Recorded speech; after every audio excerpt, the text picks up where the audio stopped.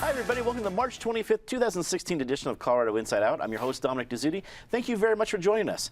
Let's get a quick take on Donna Lynne, Governor John Hickenlooper's pick for Lieutenant Governor. Lynne, an executive with Kaiser Permanente, previously worked with 4 New York City mayors and has stated she has absolutely no interest in running for governor. Obviously a prerequisite. Patty Calhoun from Westward, what did you think of the pick now that Lynne, if confirmed, will become the 5th woman to serve as Lieutenant Governor in Colorado? Well, I don't think gender has a whole lot to do with this. I think it's great that she doesn't want to run. That avoids the Bill of a doll problem in Denver.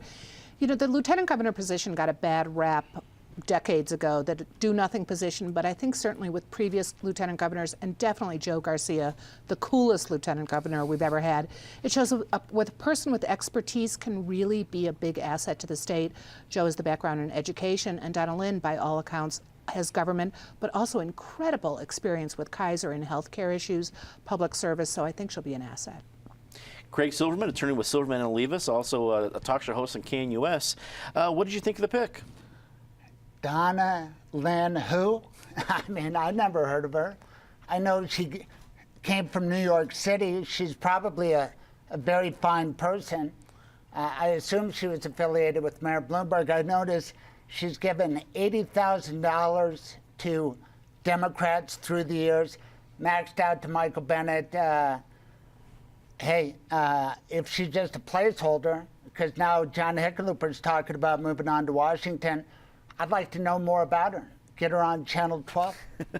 Get her on Channel 12 indeed. That would be a nice idea, Craig. Also join us, Penn Tate with a QTAC Rock, also a former state lawmaker. As a former state lawmaker, do you see any hurdles in her confirmation? No, I really don't. And I think she's an excellent pick.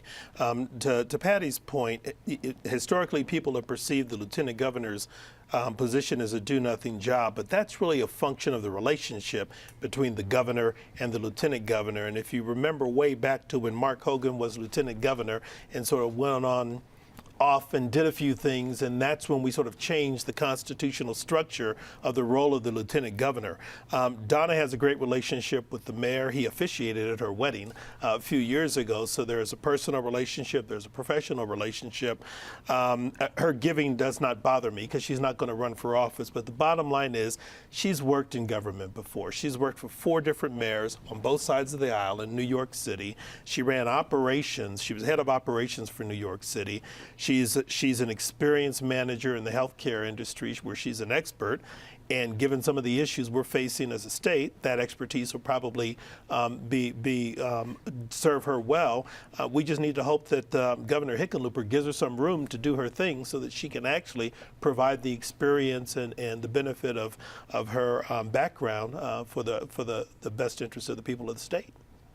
John Bowman joins us from 5 Points News. Great to have you back, John. Rejoins. Exactly, a long absence, but great to have you back at the table.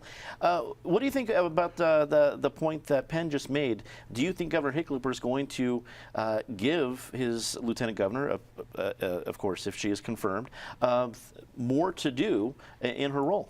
Well, she'll have a tough time, as Patty indicated, living up to the legacy that, if that is a good word, that Joe Garcia left.